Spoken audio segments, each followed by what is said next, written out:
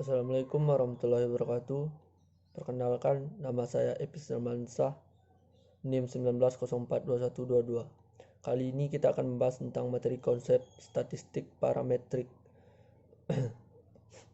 Parametrik merupakan suatu metode statistika inferensi yang modelnya menetapkan adanya syarat-syarat tertentu atau asumsi-asumsi dari sebaran distribusi data populasinya. Penerapan metode parametrik pada umumnya adalah menduga atau menguji parameter yang belum diketahui dari distribusi tertentu yang dianggap sesuai dengan kondisi data. Selanjutnya tentang ciri-ciri statistik parametrik. Data dengan skala interval dan rasio. Dua adalah data menyebar berdistribusi normal. Penggunaan statistik parametrik digunakan untuk menganalisa data interval dan rasio yang diambil dari populasi yang berdistribusi normal untuk menguji hipotesis deskriptif bila datanya interval atau rasio. Statistik parametrik memiliki keunggulan dan kekurangan, adapun keuntungan dari penggunaan prosedur-prosedur dari statistik parametrik adalah sebagai berikut. Syarat-syarat parameter dari suatu populasi yang menjadi sampel biasanya tidak diuji dan dianggap memenuhi syarat pengukuran terhadap data dilakukan dengan kuat. Observasi beban satu sama lain dan ditarik dari populasi yang berdistribusi normal serta memiliki varian yang homogen. Sedangkan kekurangan dari penggunaan prosedur-prosedur model statistik parametrik adalah pertama, populasi harus memiliki varian yang sama. Kedua, variabel-variabel yang diteliti harus dapat diukur setidaknya dalam skala interval.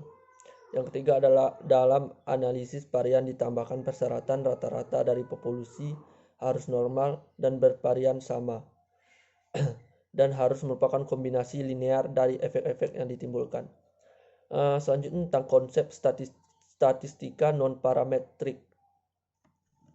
Statistika non-parametrik adalah metode riset yang membuat inferensi statistik tanpa lagi memperhatikan distribusi yang mendasarinya, sehingga metode ini cocok distribusi normal tanpa asumsi.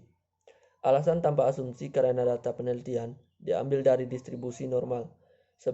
Sebaliknya, bentuk distribusi diperkirakan dengan bentuk pengukuran statistik ini. Meskipun ada banyak situasi di mana distribusi normal dapat diasumsikan, ada juga beberapa skenario di mana proses pembuatan data yang sebenarnya jauh dari distribusi normal. Ciri kelompok data yang dapat diuji dengan statistik non-parametrik. Kelompok data tidak berdistribusi normal. Umumnya data dimiliki skala nominal dan ordinal. Yang ketiga sering ditemukan pada kasus penelitian ilmu sosial. Yang keempat, ukuran sampel kecil dan tidak berdistribusi normal. Statistik non-parametrik dapat digunakan untuk menganalisis data yang berskala nominal atau ordinal, karena pada umumnya data berjenis nominal dan ordinal tidak menyebar normal. Dari segi jumlah data, pada umumnya statistik non-parametrik digunakan untuk data berjumlah kecil. Statistik non-parametrik memiliki keunggulan dan kekurangan. Adapun keuntungan dari penggunaan prosedur-prosedur statistik non-parametrik adalah sebagai berikut. Pertama, pernyataan kemungkinan yang diperoleh dari sebagian besar tes statistik non-parametrik adalah kemungkinan yang esak. Yang kedua, terdapat tes-tes statistik non-parametrik untuk mengharap sampel-sampel yang terdiri dari observasi dari beberapa populasi yang berlainan. Selain itu, statistik non-parametrik dapat digunakan pada sampel yang sifat distribusinya tidak diketahui secara pasti.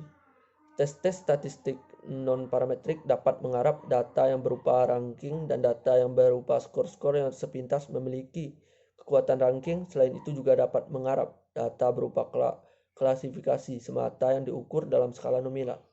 Yang terakhir, tes-tes non-parametrik lebih mudah dipelajari dibandingkan dengan parametrik dan juga memiliki kemungkinan untuk digunakan secara salah juga kecil karena memerlukan asumsi dalam jumlah minimum. Sedangkan kekurangan dari penggunaan prosedur-prosedur model statistik non-parametrik adalah Penggunaan statistik non-parametrik akan menjadi penghamburan data jika data memenuhi syarat model statistik parametrik. Belum ada satupun dalam metode statistik non-parametrik untuk mengukur interaksi-interaksi dalam model analisis varian. Penggunaan statistik non-parametrik memerlukan banyak tenaga serta menjemukan. Model statistika parametrik. Yang pertama adalah objek pengamatan harus saling independen, artinya pemilihan sarana kasus dari populasi untuk dimasukkan dalam sampel tidak boleh menimbulkan bias pada kemungkinan bahwa kasus yang lain akan termasuk juga dalam sampel tersebut. Objek pengamatan harus ditarik dari populasi berdistribusi normal.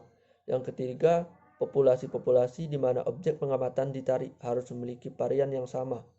Yang keempat, variabel-variabel yang terlibat harus setidaknya dalam skala interval, sehingga memungkinkan digunakannya penenganan secara ilmu hitung terhadap skor-skornya, menambah, membagi, menemukan rata-rata, dan sebagai berikut.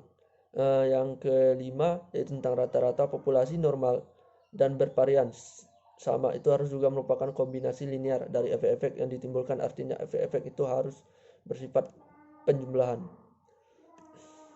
Yang terakhir tentang model statistika non-parametrik. Yang pertama adalah tentang prosedur untuk data dari sampel tunggal, yaitu prosedur non-parametrik untuk menduga nilai sentral untuk sampel tunggal. Ini diantaranya adalah diuji tanda untuk sampel tunggal dan uji peringkat bertanda. Yang kedua adalah prosedur untuk sampel independen. Prosedur ini digunakan ketika kita ingin membandingkan dua variabel. Yang ketiga, prosedur untuk sampel independen. Prosedur ini digunakan ketika ingin membandingkan dua variabel yang diukur dari sampel sama berhubungan alternatif non-parametrik untuk diuji. Yang keempat adalah korelasi peringkat dan ukuran-ukuran asosiasi lainnya, yaitu korelasi non-parametrik yang ekuivalen dengan koefisien realisasi standar ini dan umum digunakan adalah Spearman dan Kendall dan Defense Gamma. Sekian dari materi saya tentang konsep parametrik.